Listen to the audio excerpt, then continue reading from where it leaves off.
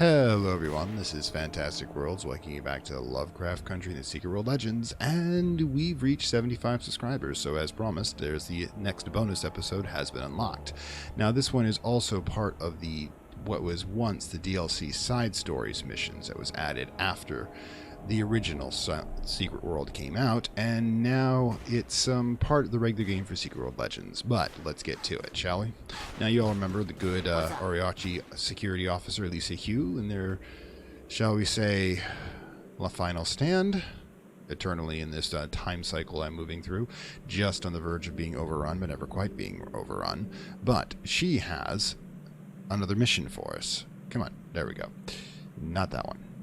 Immersion. Lisa Hugh mentioned something about a comm gear and getting aligned to HQ, and HQ means Tokyo. Could this be a mean of getting some intel in a notoriously hard-to-access city? This bears some investigation.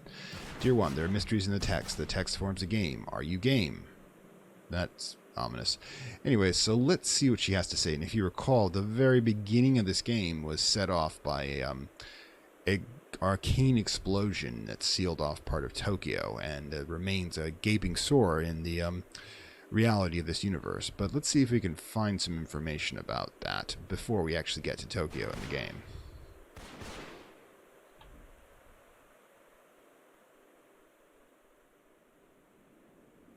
Come to gloat. How the mighty have fallen? Yeah, there's that. But then again, we fall, you fall, we all fall. I can tell you this, and I'd probably get fired for it, but, you know, perspective. We've been out here a while.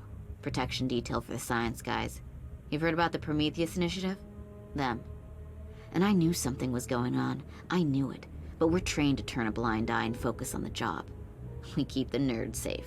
It's how we do's it. You know what I'm saying? The core teams, the white coats and suits with the Prometheus initiative, were digging over in that weird city other side of the mountains. They were bringing out containers packed with artifacts. Regular Tomb Raiders. Seemed like they were having all the fun. The teams went deep underground, and they came out with stuff that even I could tell was powerful and dangerous. They had that hum to it, you know? That feeling of weight and age, of violence. Everything was getting packed up and ready to ship out when it happened. First, the incident down in the caves. Took out our whole detail there, along with the base camp. We had to pull back. Then some kind of sabotage. Someone on the inside is my guess. Wiping out our teams on the other side of the gateway. The white coats, the suits, supervisors, uniformed personnel, everyone. And the shipping crates? Gone. We sent a detail to secure whatever was left inside the city, but there was nothing. We had to retreat. Not a survivable situation. Too bad we failed to grab the comms gear. Could have come in useful with a direct line to HQ. Something's gone very, very, very wrong. We haven't heard a peep from Mission Control, and I don't know where the artifacts went, but right after all this is when the end of the world started happening. Everywhere. I can't say for sure the two are connected, but warning bells? Oh, you betcha. Okay, so, quick recap of what she went over. She basically recapped the entire plot when it came to this section of Orochi. Essentially, you had the massive drilling project over here at the Prometheus Initiative, which was to mine for filth for some reason. Still haven't figured out what the heck they want with that stuff. Usually they try to seal it off. Over here was the... oh, never mind that. Occasionally they, the filth creatures come out to play. Yeah, over here they had the expedition to the Ankh, and she's referring to the expeditions into the City of the Sun God, the Underworld section that we just finished. And the fact that it all went simultaneously wrong. Now remember, the sabotage happened because the Prometheus Initiative she was referring to happens because the Prometheus Initiative leaders were infected by filth and thus taken over by the Dreamers. This just, you know, I'm assuming that the good doctor back there and in the Ankh just kind of caused his issues. In the city, yeah, it's just the fact that Orochi really isn't equipped to handle anything like another guy gets infected. He really isn't equipped to handle, well, the horrors of the underworld. But let's take a look at Lisa Hugh's tablet. And where is it? Hi. Ah. Hi. Where is your tablet? Oh, here we go. You don't mind if I borrow your iPad there, right? Or call it an O-pad with Orochi. They just brand everything. Here, guys. Let me give you a hand. There you go. You should learn to keep those things on. Yeah, fortunately I'm high enough level that these guys are not going... Oh, right, I forgot to change my Yeah, I still got the Halloween undead horse as my sprint. My apologies on that. Okay, there's the comms gear. Yippee-ki-yay. Hi guys, keep it up. I just love the fact that these guys are literally the same individuals working for the Dreamers. They just have tentacles. This guy's just dead. Alright, so let's boot this baby up and see what we got. Dial up to... God, you guys cut corners. Dial up to a satellite? That would take weeks. Good lord. Okay, turn on the tablet. Okay, so we've downloaded a program from Orochi headquarters in Tokyo. Oh, here it is. Okay, goal completed. Turn the tablet flat on your back. You have been dreaming. This is a text adventure. Dark dreams in which strange voices haggle for the right to devour your soul. I'm already taken by Gaia. The dream ebbs, draining slowly away and leaving you gasping for breath in the sudden brightness of consciousness. You open your eyes. You are lying in a rocky outcropping in the shadow of a metal communications tower. You notice the tower is branded in several places with the familiar logo, the Orochi Group. Okay, so we're doing an old-style text adventure. This is actually how I started gaming, with the, I believe it's called a Cave Adventure, and then the actual game of Zork. You know, look that one up. I think you can play it online for free, but it was within the first text adventures by Infocom. Anyways, let's stand. You climb to your feet, wincing as dizziness threatens to overwhelm you. It feels as though someone, somewhere, has given you a gigantic slap to the face. Shading your eyes against the harsh sunlight, you take a look at your surroundings. You can see that you are standing on a rocky outcrop, one of several that dot the floor of a large sandstone canyon. He's describing where we are. So whoever has designed this game probably has surveillance on us at the moment. Also, they type fast. A sandy path runs between the rocky outcrops, though to reach the path from here would be a fall of several meters and certainly almost call injury. There are armed men standing on the rocky outcrops, dressed in Orochi field armor. As you watch, one of the men twitches and makes a guttural comment to his companion. When he turns, you can see his head is a writhing mass of tentacles. He has been corrupted by the filth. From where you are standing, a path runs to the southwest, a collection of shipping containers marked with the Orochi logo.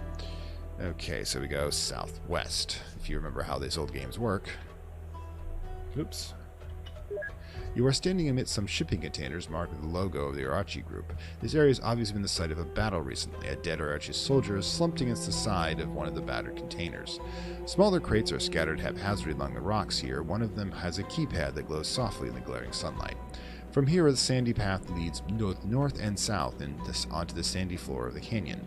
The southern path runs among the rocks, leads to a natural sandstone tunnels. From here, the route looks safe. The northern path winds along several outcroppings populated by filthy snipers. They will almost certainly spot anyone attempting to move past them. 50 meters or so beyond the snipers, the canyon expands into the wide sandy area, a couple of 100 meters across. There appears to be a battle taking place on the far side of this area, but you are too far away to make out what's going on. Okay, so they're literally describing the zones we were in, except we're not actually snipers over there by the Ankh. He's just starting to make stuff up at this point. Okay, examine corpse. In these games, you examine everything. The Orochi soldier has died violently, his hands clenched in pain. He appears to be clutching something in his left hand. His assault rifle lies abandoned on the sand. Okay, so we open hand. Ignoring the indignity of the fallen, you pry open the soldier's hand. It's probably the dead guy right over there. A small piece of paper flutters to the ground. Okay, take note. Or paper, I guess. The note reads, "The new shipment of crates is coming, but the company wasn't willing to spring for fancy electronic locks for all the crates. I hope you have a crowbar somewhere, dear. The electronic crate has a prototype teleporter. Read the manual. The code is 7945. I see. Interesting. Okay, back. Oops.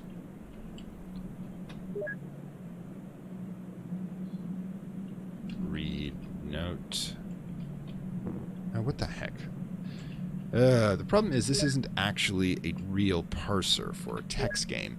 It's kind of, you're on a forced and a linear when it comes to this, and you have to know the exact way to do it, which is very poor design on my part, but I wasn't the person who's developing this, and well, Secret World hasn't quite been the highest priority for Funcom. I'm just glad they keep it going, but it'd be nice if they took some more attention to it now and then.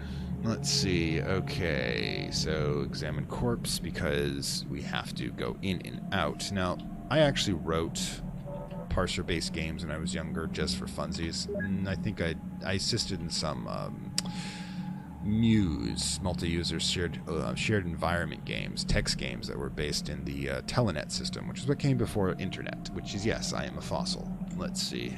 Take rifle, because we always need a gun. It appears to... You take the assault rifle. It appears to be unloaded. Okay, back. Okay, so we have to get here to get back. Then we have to use keypad. Okay, we put in 7... 9, 4, 5. The line of hydraulic hinges, the crate opens. Inside is a very odd device that looks like the game controller. Next to the device is a thick manual. The cover reads, experimental teleporter, use at risk. Okay, so you read manual, because you never want to use devices like this without, of course, knowing how they work. Manual is like several phone books welded together, and you don't relish the prospect of carrying it around. You quickly browse the first few pages and realize the manual is so technical you need a PhD in quantum physics to understand it. You do, however, find the following paragraph interesting. The right dial controls the direction. Each setting corresponds to a compass bearing. Original calibration includes a dial setting 1 is southeast. The left dial controls the power of the teleporter. The setting increments the power by a factor of 1. Original calibration settings put the device setting at 1, a teleporter of 10 meters. Once the desired settings are entered, press the green button to initiate teleport. Warning, teleporting inside solid objects will lead to instant death, which means we gotta know exactly how to do this. Alright, take device. Now, we're not actually looks a contained controller for the Anasis Predator. Anazi is a Orochi corporation, so yes, they're making the video games that your children are watching. What do you think about that? You take it. Okay, so use teleporter. Now, you have to get... Oh, for freaking crying out loud. Okay, use teleporter. Try it again. Okay, calibration. Right dial setting, left dial setting. Because of course they're going to mess with you. Anyways, I've played around with this. You essentially have to get past the snipers by going down the direction that they are, which is direction 5, I believe. The distance is 60 meters. So trust me, you didn't want to see me doing this the hard way. Your teleport succeeds, and between heartbeats, you find yourself in the middle of a group of startled Orochi soldiers. You are battling their filth-infected counterparts who are running from the south. You can just make out the crates that mark the origin of your teleport. One of the Orochi, a form-looking woman, stands nearby. A shade tent covers a small camp bed, several crates of ammunition, and a couple of laptop computers. Okay, so first things first, take ammo. And you can't say ammunition, by the way. You have to say ammo. Like I said, it's a badly designed parser. Parsers are designed that they essentially a verb-noun association with occasional text for details. So the words use, take, go, etc., etc., with some shortcuts like N, meaning go north. So the problem is you create the vocabulary. You have to have the database to hold all the possible commands. You never can do all of them, but people did get a shot. This one's kind of bare bones. Okay, you grab a few clips of ammunition from the crate. If you have a weapon, now would be a good time to load it. Hey, a leading command there. All right, we load the rifle. Now back, because we got to get back to the actual room. You're standing there to get it. Okay, now northeast. Wait, not me. Any. You are standing in the Orochi camp. Wait, I said go northeast. Oh, for crying out loud. The sand-covered path winds among the rocks, and you follow it until you can see some ancient ruins jutting out of the path just ahead of you. The path itself continues to the north, leading down to the ruins, but as you pause to examine the route, you notice something strange. The sand in the path bulges oddly, right at the point where the sand gives way to the stone of the ruins. It looks like something is buried beneath the sand here. Okay, so...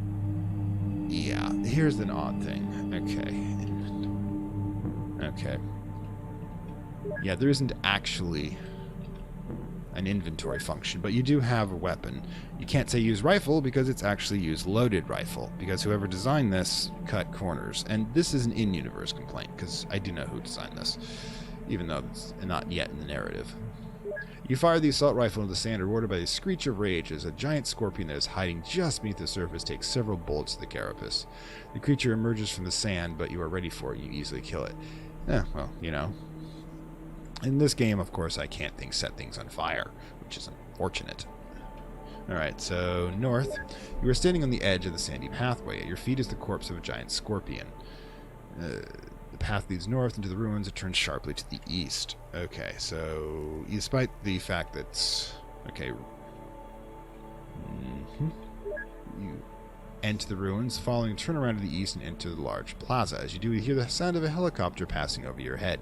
Looking up, you see a crate being dropped from the helicopter. It floats gently to the ground and lands just in front of you in the middle of the plaza. The crate is marked with the Orochi logo and similar to the one encountered earlier, with a keypad built to the crate itself. Attached to the crate is a note. Read note. The note reads, "You have done well. Systems for free. 6854. J." We don't know who J is yet, obviously. Let's see, it's not me. Use keypad. And 6854. The whining of the hiss of mechanical hinges, the crate opens to reveal, "Congratulations, you have completed the first part of the game. Your level code to unlock progress in this game is Filthy Man. Thank you for playing. We look forward to seeing you in the game 2.0. Please type quit to exit." Yeah, the person who's designing is talking to us directly, and they are just messing with us at this point. So yeah, if you might notice, essentially we have to go in real life where the... excuse me. No, screw it. We're in the desert. I'm going to ride a horse with no name. Okay, so we got to go back to the Orochi retreat function. Seriously, guys. Let me do you there. Doing great, guys. Doing great. Now, as you can see, we following directions. We go back behind the tent, up through here, towards the ruins, dodging the occasional scorpion. Occasionally these guys... Yeah, this is supposed to be where the scorpion pops out. So, let's be a little cautious. Unlike the game... there you are. A little late to the draw, but hey.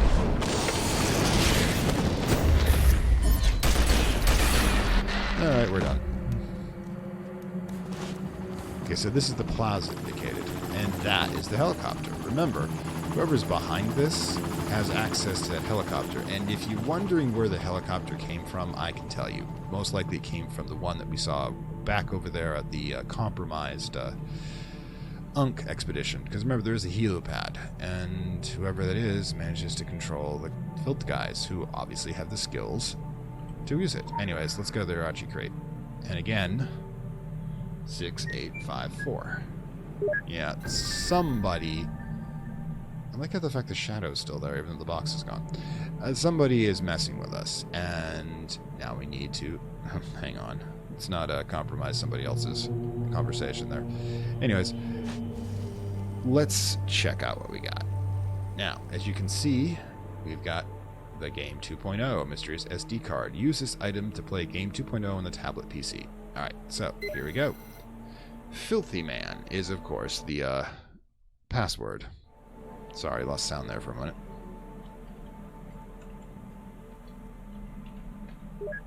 Okay, here we go. You are standing in the middle of a covered wooden bridge. Small windows are visible along the length of the bridge, and peering through one you can see the day outside is unnaturally dark, as if this place is enveloped in a dark clouds or a mist. Oh, that's familiar. You can see the autumnal trees dotting the landscape, but everything seems oppressive in the palpable dreams that hang in the air.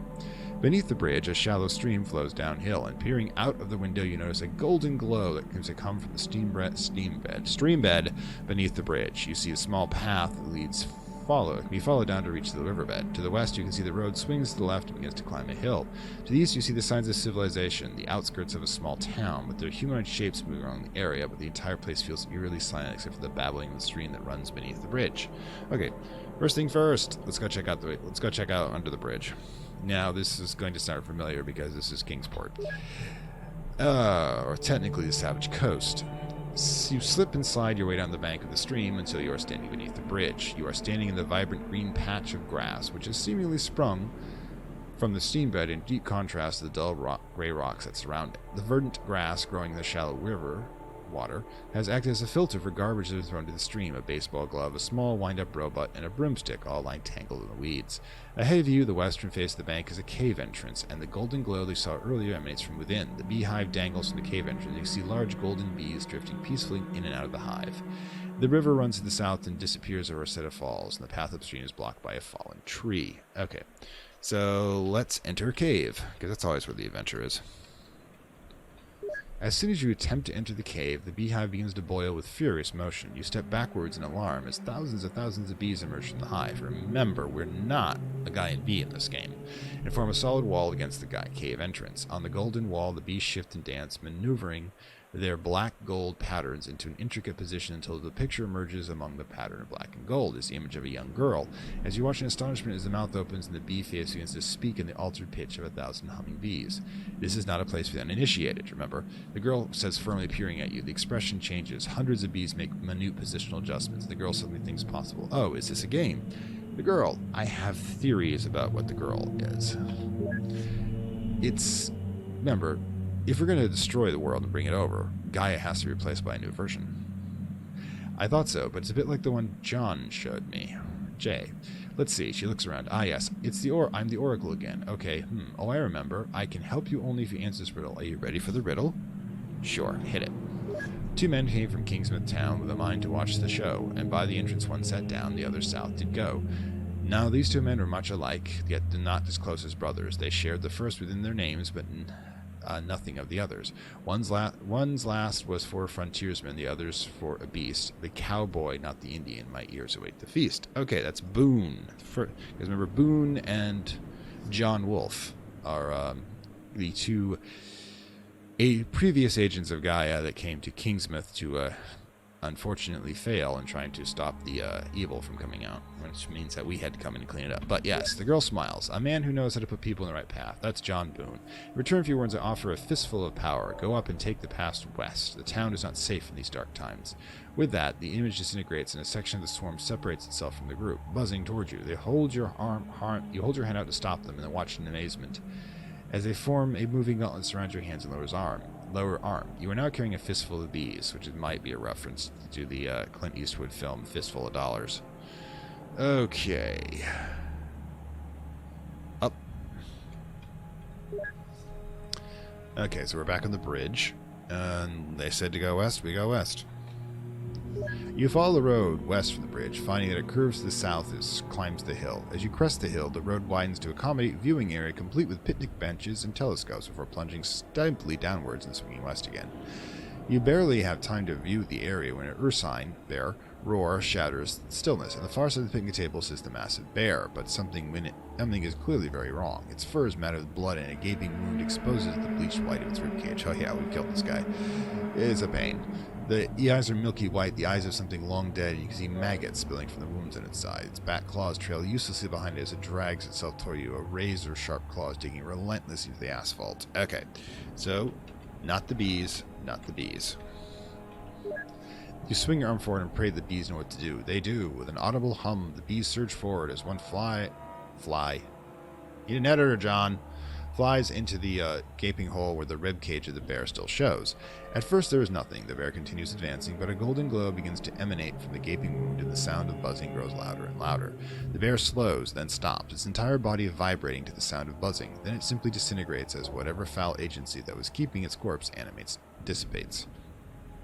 The bees escape the collapsing fold of flesh and fly loops of victory around the corpse before disappearing back the road where you came. Type next to continue.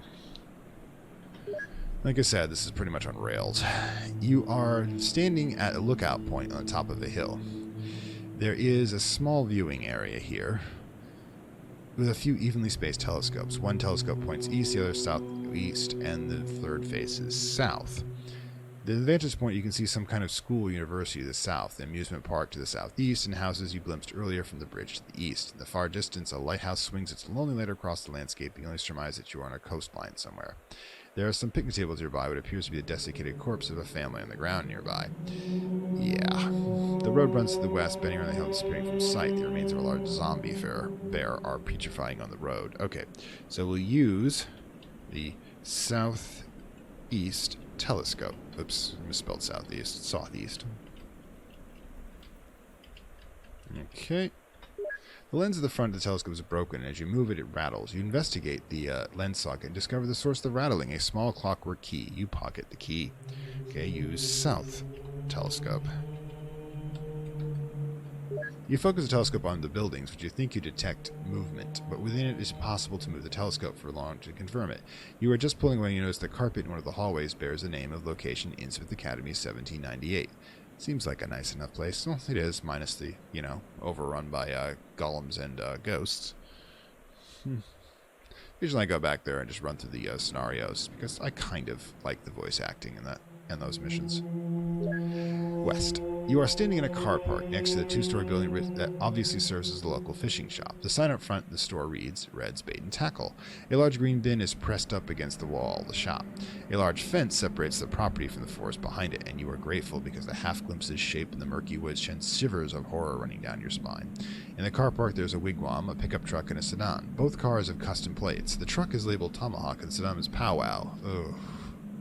Cursory examination of the wigwam includes it as a cheap and tawdry thing created for the benefit of credulous tourists. Across the road to the southwest is a small fishing pier that juts out into an inlet. The tide is very low, and there are strange clumps of biological material dotting the shoreline. Considering what you've seen so far, you're immediately wary of them, I pretend. The road runs northwest past the front of the store. Okay, so this is obviously going to be an area of importance, so let's examine things. Examine bin.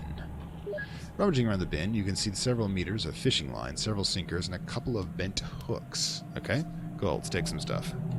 Hook. You take a hook, take a line, take a sinker, which is everything you need to fish, but I'm not going to be fishing around here. Okay, so use sinker with line. Oh, come on.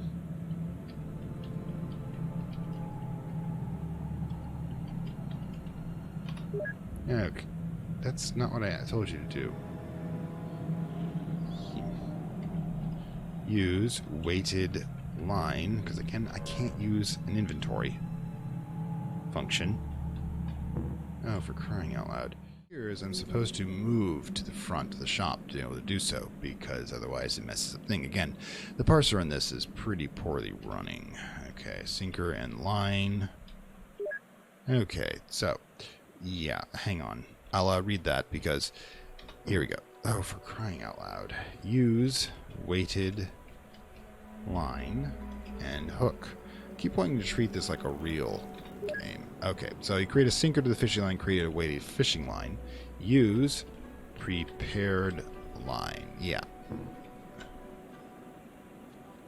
Or use weighted line and hook. Okay, now use prepared line. Because, again, if there's an inventory function, I don't know what it is.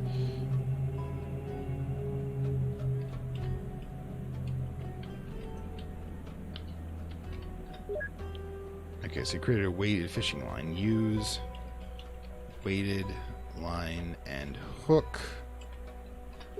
Okay, you now have a prepared fishing line. You also wonder why you didn't just find previously set a fishing line. It seems like I would say to do both, and whoever wrote this a lot of times. Shut up, John, you wrote this. There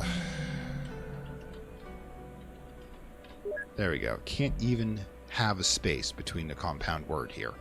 That's how bad this parser is. John, you are lowest bidder. You are prepared fishing line sails to the second floor window. You pull it back and feel it catch on something. It feels like a whopper. You give it a hard tug and a small box slides out the window attached to your hook. You pry the hook free. It is bent beyond usability, and so you toss it away. The box is caught, is ornate and rimmed around the edge with gold. It is locked tight, but there is a small slot for a key. Well, don't you know? Use key.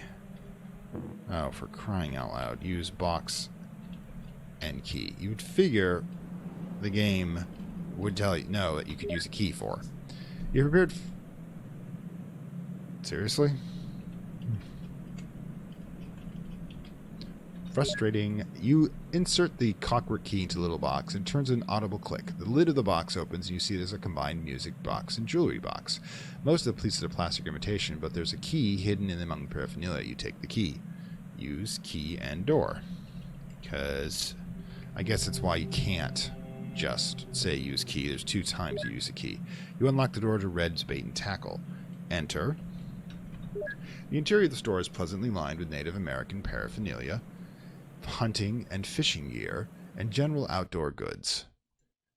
The tent's supplies, hunting rifles, and fishing rods hang from pegs on the wall, and shelves of miscellanea line one wall. The fireplace dominates one side of the room. It is cold now, but the ashes indicate that there were people here not so long ago. There's a pair of sofas in the corner, and a half-finished game of chess sits in the small coffee table. In the back of the room is a computer with a cash register and a laptop. The laptop appears to have been left on, and the screen flashes insistently. Now, normally in a game like this, I'd be poking into every small nook and cranny to see if there's any snark with the description, but John's minimalistic style is just not impressing me. Use laptop. Okay, you move the laptop and see it is standing on a screensaver. When you move it, the screen pops to login entry. The username is adexter is out of fill, but the password field is empty. Clicking the hint prompt simply reads founding date in Smith. So yeah, if you ever decide to have a password, hint, don't make it something that's on a public sign. You input the password and watch as the screen dissolves. To reveal, congratulations, you have completed the second part of the game. Your level code to unlock progress in this game is Black Signal. Thank you for playing. We look forward to seeing you in the game 3.0. To quit, exit the game. Okay, so yeah, that obviously was Red's Bait and Tackle, located in the Savage Coast part of the game. So I'm going to teleport over there and move on to the next part of this bonus game. I'm feeling, like they could have put a little more effort into this. Okay, so here we are at just outside the Hollow Earth entrance by the Savage Coast. And here's the bridge that was mentioned. It's an old-fashioned covered bridge. You find a few of these still remaining in New England, but they're becoming rarer and rarer, especially as the increasing severity of storms. See, that's the city that if you go to, you get killed instantly in the game. Yeah, the severity of storms going up. And, of course, if you remember, way back when, what are we, about 30 episodes back here in this area? This is the picnic area referred to, as well as the telescopes. And, of course, the dead family. Luckily, the bear was not included. Apparently, John's ability to manipulate things is limited, so at the moment, we're just dealing with the usual crazy. But anyways, down here at Red's, which is one of my favorite NPCs for this section of the game, is where we're supposed to go.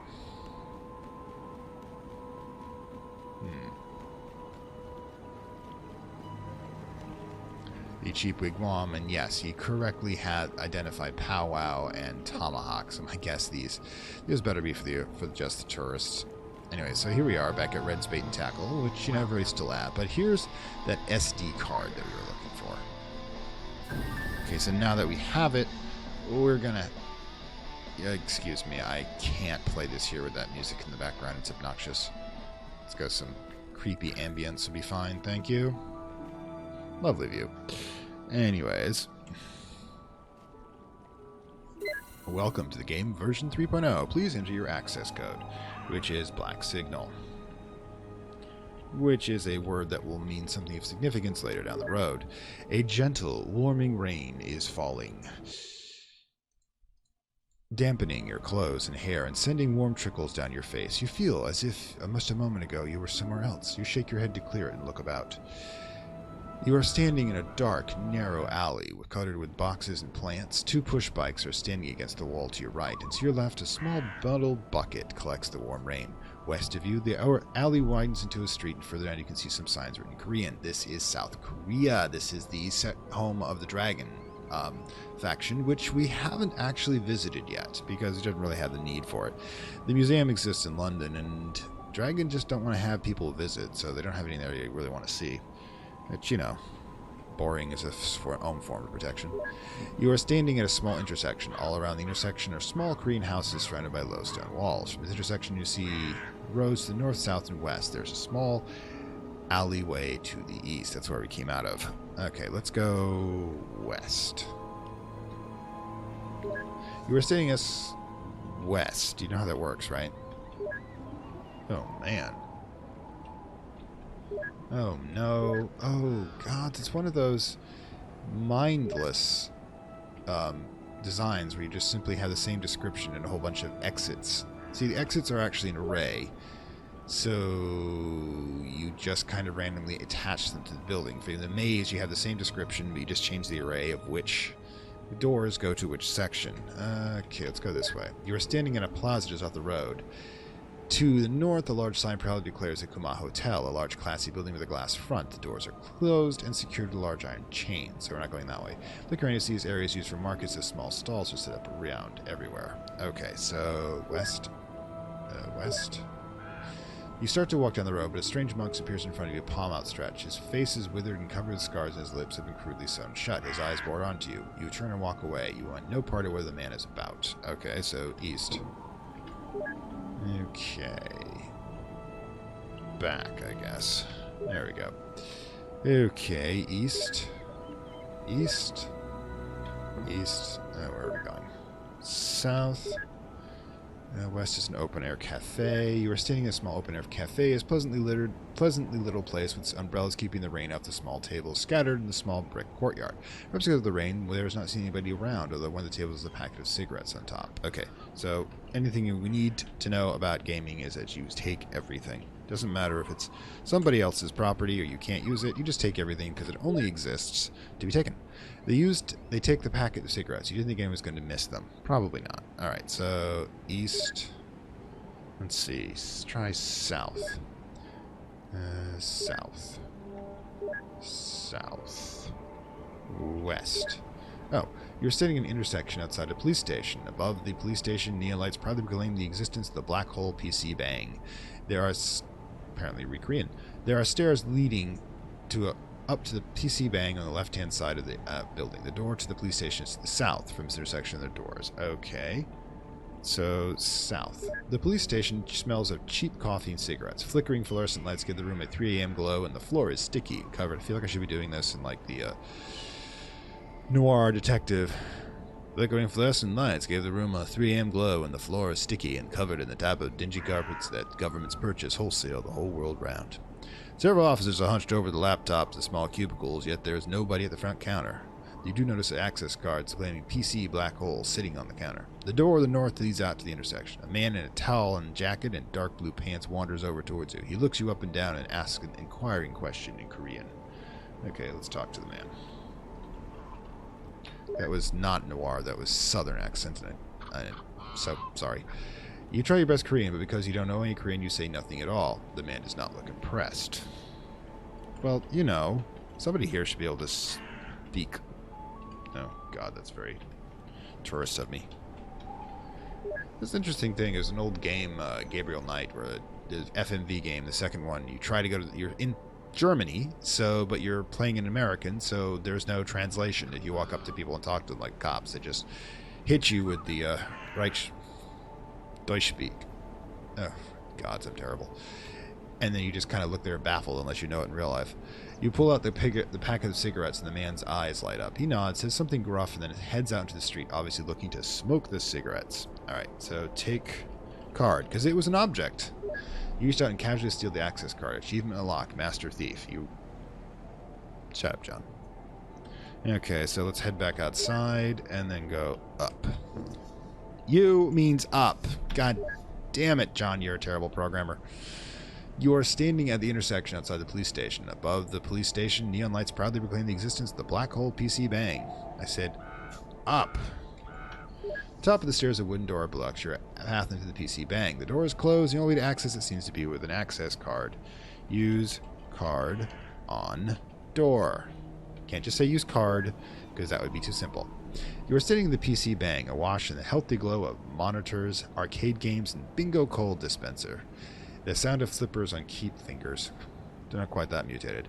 On keyboards, mouses being clicked, and men cursing under their breath is soothing. There are about a dozen remember, this is John, and he's a geek, so he's going to find this place interesting. I mean, kind of like home. There are a dozen patrons in the PC Bang. One is sleeping with his head on the desk next to the keyboard. As you walk into the room, a young Korean man in a full tracksuit comes over, speaking excitedly, and he realizes you don't speak Korean. He switches to English.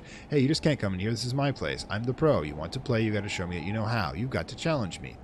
He signals a young girl who hurries with a plastic guitar in each hand. He hands one to the man and offers one to you. Okay. Rock. Yeah. When this came out, was that the period with the rock song simulator games were big, you know. Probably. You look at the guitar in your hand. It is red, green, blue, and yellow buttons. The game is Guitar Man Stimulates or Crowd Orgasm 4. John, you're a lonely person. I translate it, obviously. Just show me what you got. The man points to a monitor. The rain begins. Ready? Yes. Green. Green. Excellent. Star power, 20%. Okay. Red. Red. Excellent star power. Yellow. Yellow. Not bad. Star power is that. Orange, which is red and yellow. Hey, I know my primary. I know my primary and secondary colors. All right. Almost all right. Star power is 80%. Red and blue make purple. Oh, thank God for my primary school education. Red and blue. Duh. Star power. Tilt guitar for more power. John, you're pathetic. You tilt the guitar and your on-screen avatar shoots lightning from the guitar, making the audience simultaneously lose their minds and writhe on the floor in some kind of ecstasy.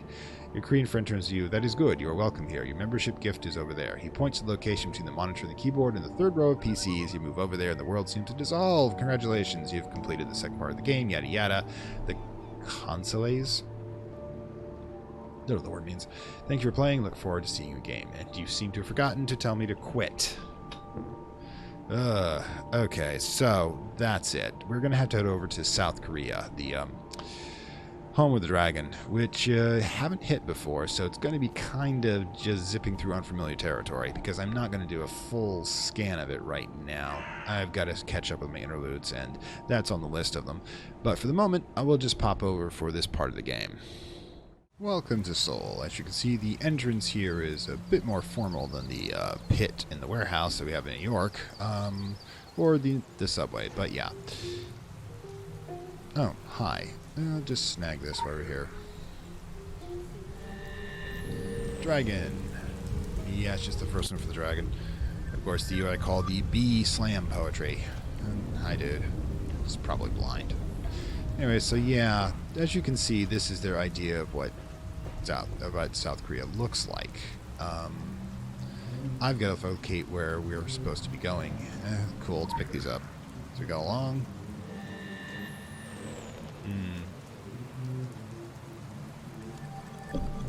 Huh. Well, we'll pick up that story later. Lotus wine, yeah.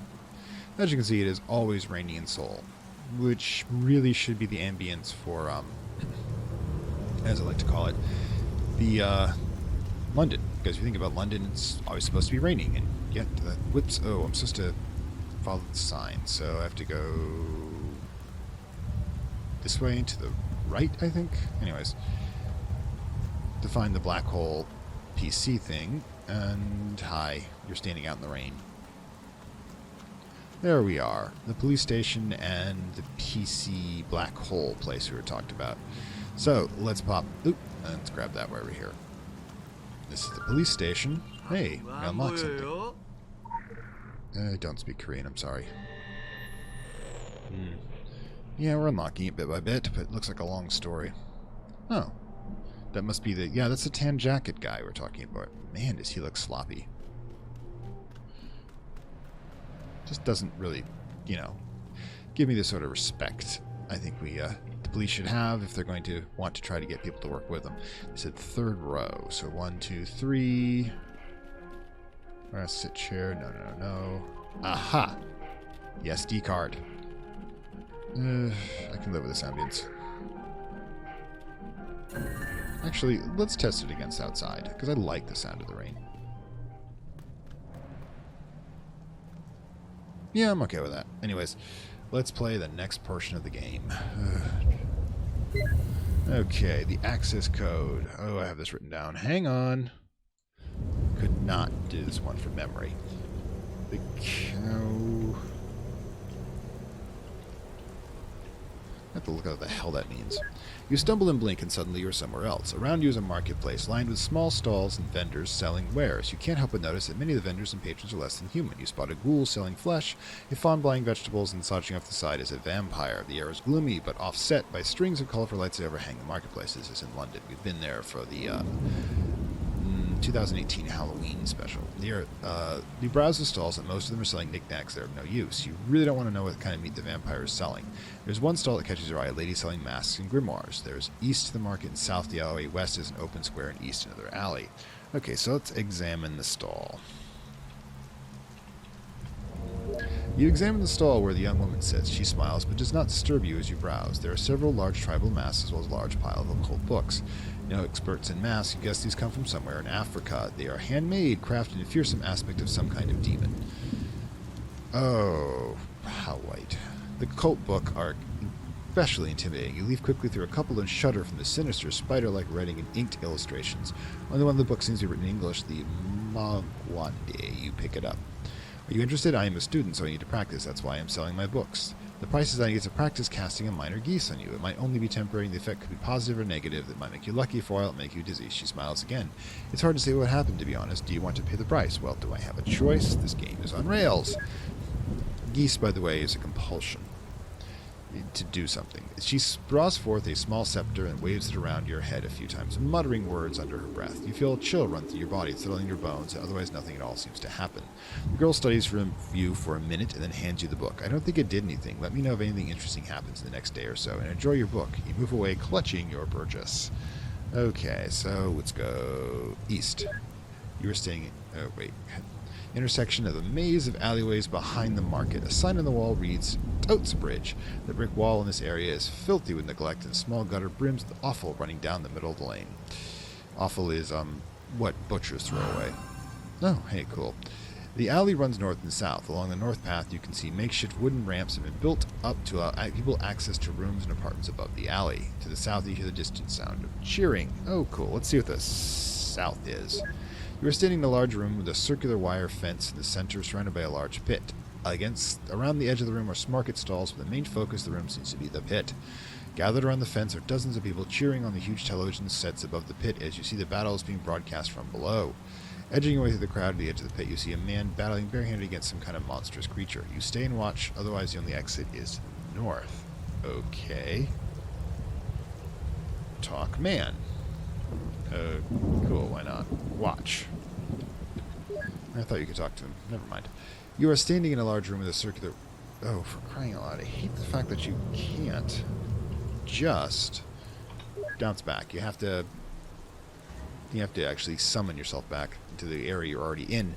The man circles a creature, obviously waiting for it to make its move. Its nightmarish algorithm of tentacles and limbs, it whips back and forth and furiously advances on the man. The man feints right, then rolls left, and the creature wails in frustration as the burly man circles from behind. He raises his fist and slams into the back of the creature. There is a brilliant flash, and the creature collapses in a pile of goo. The crowd goes wild, cheering and shouting their appreciation. The man bows to the crowd and leaves by a nearby tunnel. The crowd begins to disperse. After a few minutes, the man emerges in the nearby door, and several people rush to get his autograph. Okay, talk. Can't say talk to the man, you say talk man. You approach the man and try to get his autograph. He looks up and approaches and says, "Got something for me to write on?" Give man grimoire. Because that's exactly what I would use a mystical grimoire for, an autograph book. He takes the book from you and raises an eyebrow at the cover. You're a fan of snake cults too? Hey, why not? He raises his fist to show you a snake tattoo entwined about his forearms. The fighting is just a sideline to fund my research trips. I spend a lot of time in old Daxome, if you know what I mean. No, I don't. He glances down the book again. Look, I haven't read this one. I'd hate to see it get out of my hands. What would I give you for this? He hands you a medallion engraved with a closed fist. You shrug and put it onto your pocket. That's the way. Thanks. He turns back to his fans. Okay, cool. Let's get out of here. To the north.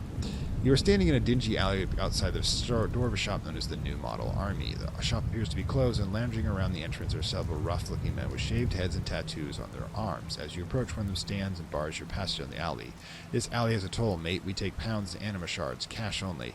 The group of men snicker. You'll have to deal with them if you want to pass. Now, what we can do is take that medallion of championship and show it to them. You remove the medallion from your pocket, and there is a hiss of indrawn breath from the group of thugs. Careful, Roy, was one of them. That's an arena champion medal. Best let this one be if you don't want a thrashing. The thug in front steps back to the side, bowing slightly. No offense intended. Hey, maybe you come back later and show us some stuff. You nod vaguely and move past down the alleyway to the north.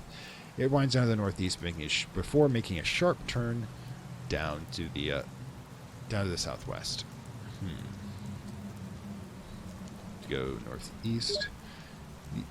alleyway opens up into several shop fronts. You see a sign on the wall here marking the place as the Shades. Most of the shops are closed, their windows boarded over, but there is one that keeps a can business. It's called Penny Dreadful. The windows are filled with exotic comic books, graphic novels. 3 books capture your attention. 3 posters: Cabal 1928, Journey Beyond the Static, and The Beekeepers. From here, the alleyway curves to the northwest. Okay, examine Cabal. Oh, come on. The cover image is a man leaping around with a small pistol against the backdrop of nameless doom. Sounds like a thrilling read. Yeah, weird fiction. Let's see, examine...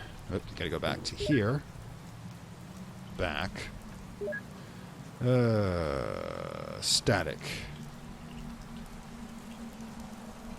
The cover shows a large factory room. The journey reads, "Journeys Beyond the Static." The byline says, "Prepare to have your expectations reset." As you stare into the worlds, a very odd feeling seeps into your body. There's a strange doubling sensation. You feel odd, disconnected. What is happening? There's a strange doubling sensation. You feel odd, disconnected. What is happening? The world fades to a strange black and white. You look around. You are floating in the air above your body. Oh, I'm dead again. Which seems to be standing below you, laying black-jotted a comic book cover. The vision is oddly colorless, and everything seems to be brushed and soft edges. You wonder if this is the effect of the Gias, but you have no real knowing how to resolve it. You try to move and find you going float comfortably as long as you concentrate in direction, though you feel much weaker the further you float from your body. You can float to the northwest. You are floating in air at a small junction. You are at the limit of your distance that you can feel that you can travel from your body. If you move further to the northwest, you feel like you'll be drawn back by an invisible leash. The staircase goes down to the northeast. Okay.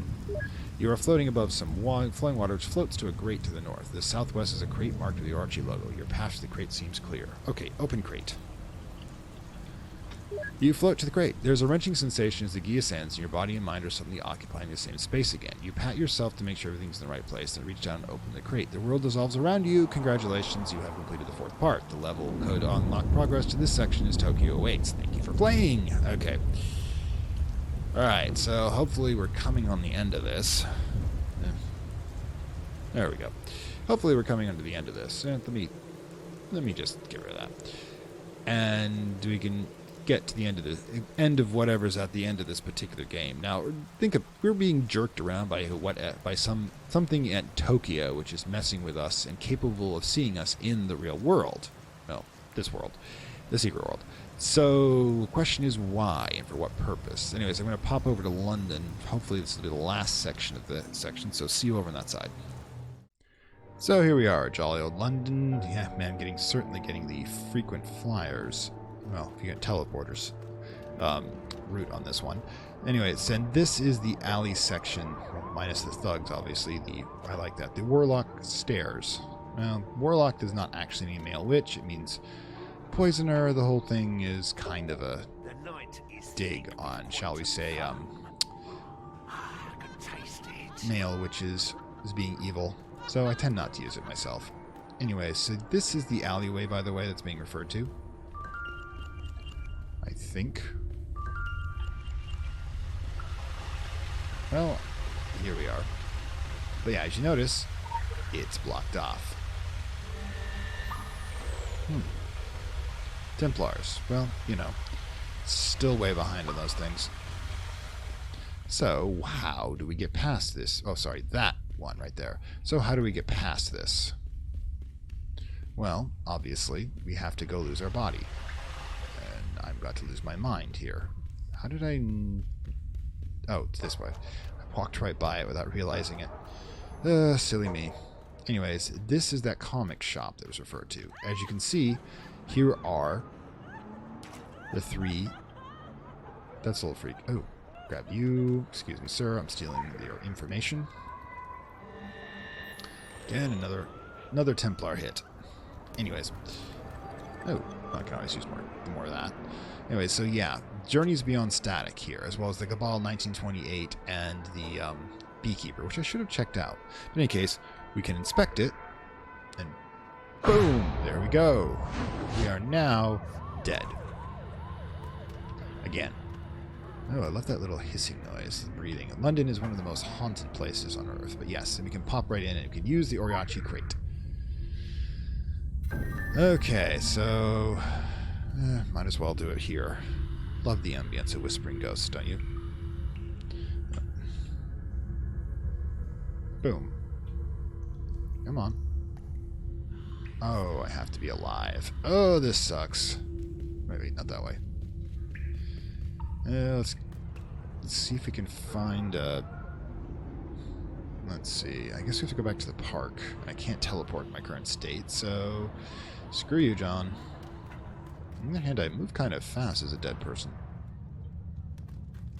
Fog's even worse when you're dead. Anyways... there.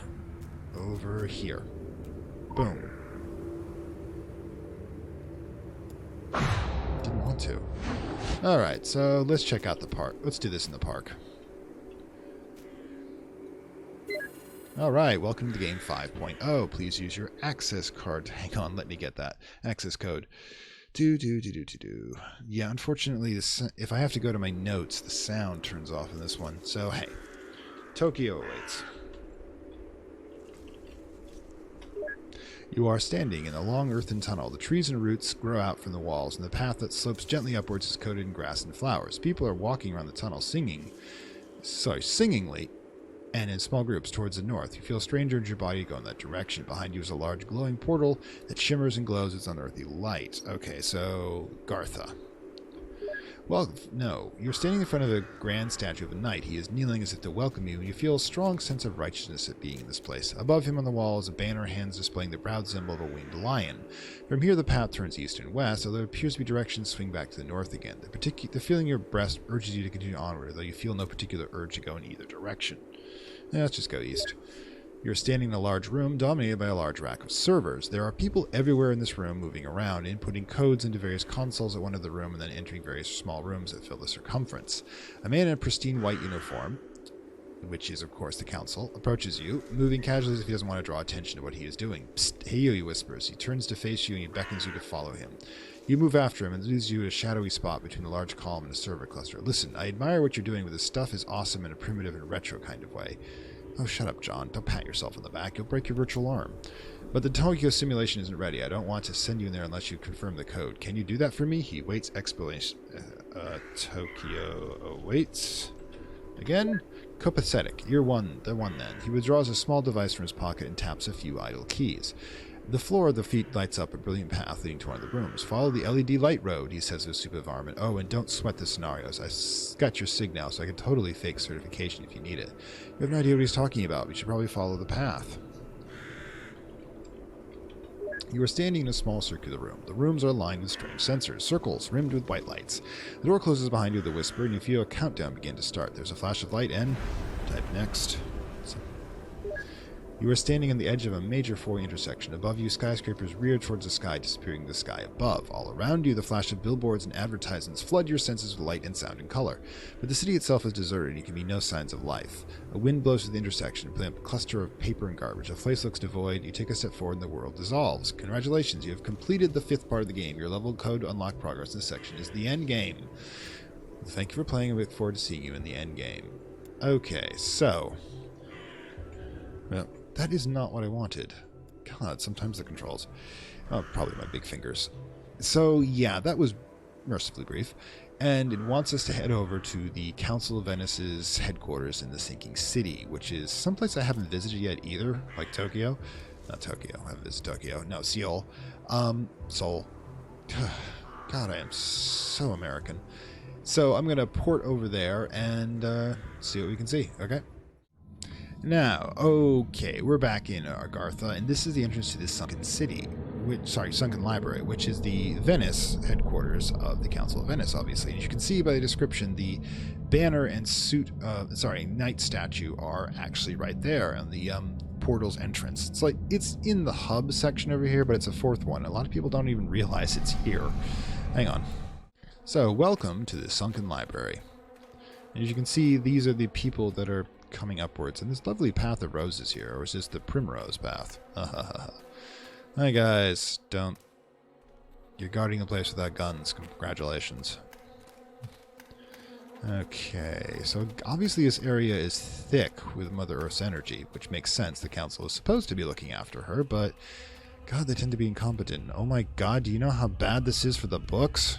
Seriously, in this moist environment cannot be good. Oh, hi everyone. Faction representative, guy with gun. As the guns are all the same. Alright, so what the heck are we looking for? Supposed to be heading up north, I think? I'm gonna stay on the walkways. Probably for the best, but oh my... Seriously, people, why are you still here? Take every... Oh. Servers in a freaking... wet labyrinth? Wait, follow the light. So apparently somebody's hacked this... Somebody's hacked your system, dude. Oh, well, just grab this while I'm here. Stonehenge simulation? Oh, yeah, it's about the Equinox combat thing. I've tried that, and I'm so underpowered for it. I am not spare you the agony of watching me do this, but yeah. Yeah, not creepy at all. Let's go into this simulator that has... Initiating world simulation. Initiating reality simulation. Because I'm sure that's Stand by. Alright. Okay, so here we are on the hacked holodeck. The game is over. We'll play again. Great. Dude, you are like... See you in Tokyo. Yeah, that's John screwing with us, giving us a bit of a hint about his nature before we get to Tokyo, which I'm not going to spoil. Yeah, there he is, John. And yeah, that's the thing. This particular one has always struck me. The game has struck me as kind of right. My apologies on that. I got cut off when it did a scene transition. But yeah, those are the holographic simulators they use for combat training, is my guess. And we use one of them during the simulation for the Equinox. In fact, I probably can go over here and find them. Is that it? Yeah. Again, these essentially create simulations of the dungeons and scenarios, and we fight through them because, you know, that's what we're there for. We fight. Anyways, so as I was saying, let's see what Kirsten has to say about all this. Text-based gaming, very retro, but enough fun in games. Who is this John person? His dirty little name isn't popping up in odd places in our computers back at base, and our firewalls can hold back minor deities. Feeling kind of violated? Change your priority list. You're going to Tokyo, and you're going to find John. Yeah, I got that. I'm doing that eventually, obviously. But the thing is, I like the music. Okay, sorry about that. I had a bit of a tech glitch there. Please forgive me. Must be John in my system. But yeah, this version, this bonus piece of DLC they gave under the stories thing always came off as quite a little bit slapdash. I mean, normally when you're running a text-based game, you have multiple arrays that handle the locations, items, movable items like characters and objects separately. But this one put them all in the same array, which means that objects are like locations. If you go to pick up something from the corpse, for example, like the gun, you have to go back to the room location, despite the fact that you haven't actually moved. Oh, hey.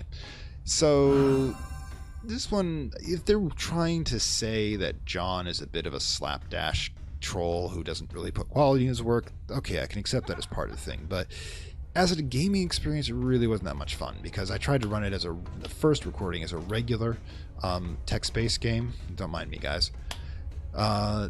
And it doesn't work. But you have to essentially put in the commands one by one, being fed the thing, which isn't really much of a game. It's more of an experience. And the experience is okay.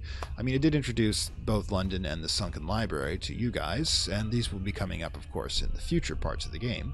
So there is that. Now, there's a reason I saved this for the 75th episode, because 75 isn't quite the je ne quoi that 50 or 100 do, and I have something special for 100. I have a piece of Secret World lore that probably, content, that probably some of you don't even know exists. So, yeah, if we get to 100, I promise you a special of a special. In any case, and it also will unlock the Lovecraft reading from Beyond. As you may not know, the 75th episode also unlocked my live reading of Nyarlathotep, which is a Lovecraftian prose poem written in 1920. I'll put a link to it up there on the right as soon as I get this processed. So check that out if you want to. And like I said, this has been Fantastic World, saying farewell from Lovecraft Country and the Secret World Legends, and we'll be diving into Transylvania next, so see you next episode. It's gonna get spooky. you will see the dawning of a new age.